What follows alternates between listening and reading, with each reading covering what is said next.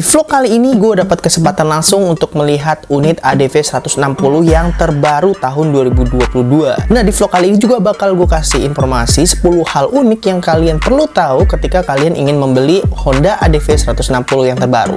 Kira-kira 10 hal itu apa aja ya? Yuk kita langsung tonton aja vlog ini dan share ke kawan kalian yang mungkin lagi pengen cari Honda ADV 160. Guys, kita akhirnya ada di penghujung acara dan kebetulan kita udah diperbolehkan untuk mereview sejenak motor ADV 160 yang terbaru cuy. Nah, ini kebetulan unitnya udah ada di samping gua dan kita udah boleh nge-review secara langsung dan juga kita udah boleh ngelihat secara langsung. Mungkin untuk beberapa orang-orang awam akan bertanya, perbedaannya apa? Jadi, di vlog kali ini kita bakal bahas apa aja sih perbedaan Honda ADV 160 yang terbaru sama yang seri sebelumnya yang ADV 150.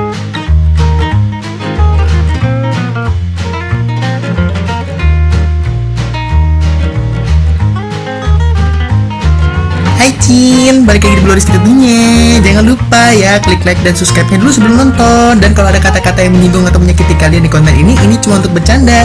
Just for fun aja ya guys. Selamat menikmati konten Bloris kita tiga. Langsung ke scene berikutnya.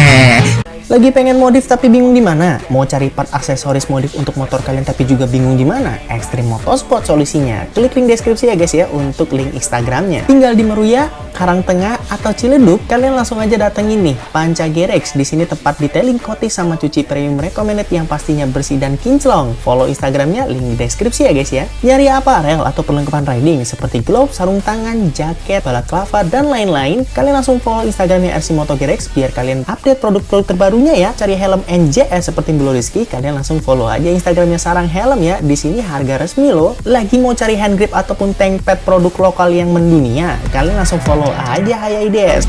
Opini pribadi mengenai Honda ADV 160 ini, motor yang sedikit minor di bagian perubahan bodi ya. Tapi kalau misalkan dilihat dari berbagai macam fiturnya, itu jauh lebih modern ketimbang versi sebelumnya. Dimana di sini ada beberapa fitur-fitur yang mungkin tidak ada di motor sebelumnya. Nah, lanjut ke daerah dashboard ya. Kebetulan untuk tampilan Honda ADV 160 yang terbaru ini di bagian dashboardnya ada perbedaan guys, yaitu dari step barnya ya. Dia lebih lebar dan juga dia lebih tebal dan warnanya juga kalau misalkan dilihat dari seri sebelumnya itu kan kalau warna yang lama silver ya. Kalau yang sekarang itu warnanya kayak bronze gitu guys. Jadi ngebuat kesan seolah-olah itu lebih kompak sama padat. Jadi nggak kayak besi selongsong gitu doang. Kalau udah warna kayak gini tuh jadinya cakep gitu dilihat. Nah, lanjut lagi kita ke bagian tengahnya guys. Kebetulan di sini ada tombol untuk adjustable-nya guys. Nah, jadi kita bisa milih-milih fitur yang ada di speedometernya ini cuy. Kebetulan untuk tampilan speedometernya itu beda banget sama ADV yang sebelumnya. Kalau ini udah full digital. Dan juga untuk tampilannya ini keren banget ya cuy. Kalau misalkan dari penglihatan gue pribadi, ini kayak Koso cuy. Tampilan speedometernya cakep banget. Racing looks. Ini kayak di Honda CBR 1000 yang terbaru, kelihatannya cakep gitu loh. Dan juga ada RPM, ada jam, ada voltmeter, juga ada Average cons buat pengukuran bensin, terus juga ada HSTC. Apa sih HSTC itu? Nih guys, dengerin penjelasan gua. Selain ABS dan CBS, ada salah satu fitur yang menurut gua ini keren banget dan bisa ada di motor dengan cc 160, yaitu Honda Selectable Torque Control. Ini tuh adalah salah satu fitur yang canggih ya. Fitur ini tuh mendeteksi putaran roda depan dan belakang melalui sensor yang disematkan pada kedua roda motor ADV 160. Jika dideteksi adanya perbedaan putaran antara roda depan sama belakang, yang biasanya ada indikasi selip, nah maka Electronic Control Unit atau ECU-nya itu akan memberikan informasi kepada engine torque control untuk membatasi asupan bensin ke ruang bakar. Nah, ini efeknya itu jadi mesin seakan-akan dipaksa untuk mati sementara. Nah, dengan adanya fitur ini mengurangi kejadian slip pada perputaran roda, sehingga untuk berkendara akan jauh lebih safety ataupun aman dikendarai. Fitur HSTC ini termasuk salah satu fitur yang diunggulkan di ADV 160. Fitur ini sebenarnya udah ada di PCX 160 dan baru di input ke ADV 160 yang tentunya ini salah satu fitur yang belum ada di kompetitor-kompetitor sebelumnya untuk kelas 150 sampai 160 cc ya. Ini kebetulan windshieldnya dia dari seri sebelumnya itu lumayan lebih lebar dan juga lebih tinggi. Dan ini juga bisa adjustable, sama lah ya kayak sebelumnya. Dan juga cara untuk menggunakan ininya sih kalau untuk orang awam mungkin bakal bingung kayak gue nih awam kan. Tapi setelah gue, oh gini doang caranya. Nah, ada perbedaan tinggi dari ADV 160 sama ADV 150 yang sebelumnya ya. Kebetulan tinggi dari motor ADV 160 ini lebih tinggi 15 mm guys. Jadi kalau bisa dilihat dari tanah sampai bodi itu dia sama versi sebelumnya itu bedanya 15 mm. Nah ini ngebuat kayaknya kalau bang tinggi 160 kira-kira jijit nggak? Kayaknya sih enggak sih. Untuk orang 160 kayaknya dia nggak akan jinjit karena di sini ada perbaikan di bagian joknya cuy. Joknya lebih dirampingin. Jadi kalau kamu yang mungkin 160 masih bisa sih napak. Nah untuk tinggi rata-rata 170 sih sepertinya bukan masalah ya. Karena ini gue tingginya 171. Jadi untuk di kaki sendiri napak banget cuy. Bisa dilihat ya. Nggak ada masalah. Ini di standar 2 ya. Kita nggak gue mau turunin kayaknya gue kurang berani, tapi kalau gue turunin boleh nggak nih ya sebenarnya ya. Coba kita turunin nih, kita turunin. Nggak ada kabel kan bawah? Nah, oke tuh malah lebih napak lagi guys, 171. Berarti anggaplah kalau 160 kaki kalian ya seginilah. Standar 2-in si ADV 160 ini apakah berat juga? Karena gue kan sebagai user Vario 160 kan cukup lumayan merasa berat kalau standar 2 gitu, kayak ngangkat beban pak ya kan. Kayaknya sih sama sih, berat pak. Oh enggak loh, enteng loh. Mungkin salah saya, standar 2 pas lagi tanjakan. Ada genggamannya pak. Nah kalau 106 Vario 160 pak, itu agak susah pak, dan juga sakit di bagian behelnya pak. Jadi ngebuat tangan tuh lebih pegas. Sedangkan kalau ADV ini kayak tangan lo emang udah dikhususkan untuk mengangkat beban motor ini gitu loh. Jadi ketika anda mengangkat nih motor ini lebih enteng. Pantes kayak gitu, tek, enak gitu loh. Kalau Vario 160 anda pakai butuh perubahan hidup gitu. Rasanya anjing banget. Nah untuk mesinnya sendiri Vario 160 itu sudah menganut mesin sama ya seperti PCX 160 cc. Bisa dilihat mesinnya sama PCX 160.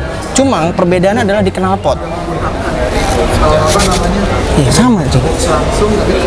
Iya sama. Nah daripada penasaran kita nanya salah satu blogger terhandal yang udah terkenal. Permisi pak. Sama kan pak sama PCX pak? Mesinnya sama pak. Sama pak. Nah jadi udah kita tanyakan dengan blogger terhandal ya yang kebetulan sudah menganalisis motor ini sebelum saya.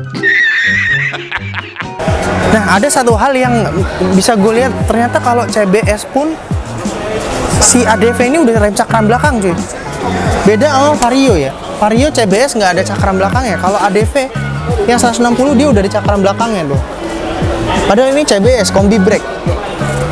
Sedangkan yang ABS dia ada kaliper belakang juga. Berarti mau CBS, ABS dia udah full double disc depan sama belakang. Untuk tipenya sendiri itu dibagi CBS dan juga ABS cuy. Dan ada satu hal yang kalau misalkan saya perhatikan antara versi CBS dan juga ABS ini berbeda dengan versi Vario ya. Kalau versi Vario itu CBS dan ABS dibedakan dengan adanya cakram belakang. Sedangkan kalau Honda ADV 160 ini untuk versi CBS dan ABS-nya itu dia sama-sama memiliki cakram belakang. Yang jadi perbedaan antara versi CBS dan ABS itu terlihat dari warnanya. Kalau yang ABS sendiri itu warnanya matte ya alias doff. Dan juga untuk bagian tulisan ADV 160-nya itu chrome-nya ada gold-nya cuy. Sedangkan kalau yang CBS itu tulisan ADV 160-nya itu warna chrome pada umumnya. Nah untuk yang bakal kita lihat berikutnya itu adalah bagian di bagasi. Kita buka aja ya bagasinya. Lebih lebar ya daripada versi yang sebelumnya. Ini bisa naruh helm nih kayaknya di sini. Dan juga untuk bahan kulit joknya kayaknya Honda udah mulai memperbaiki ya. Kalau sebelum-sebelumnya itu rata-rata penyakit motor Honda nih biasanya kalau udah lama itu di kulitnya cuy. Kulitnya itu gampang getas, terus juga kalau udah bertahun-tahun dia cepet robek. Nah itu penyakitnya sih kalau yang sering gue lihat. Nah perbedaan yang mungkin bakal kita lihat untuk selanjutnya itu di bagian fairing kiri sama fairing kanan. Untuk fairing kiri sama fairing kanan itu dia ada siku-sikunya yang mempertajam bentuk bodi dari ADV 160 ini cuy. Untuk tampilannya sendiri ngebuat Honda ADV 160 yang terbaru ini lebih elegan dan juga lebih terlihat tajam. Juga kalau lagi di spion nih kayaknya menakutkan sih.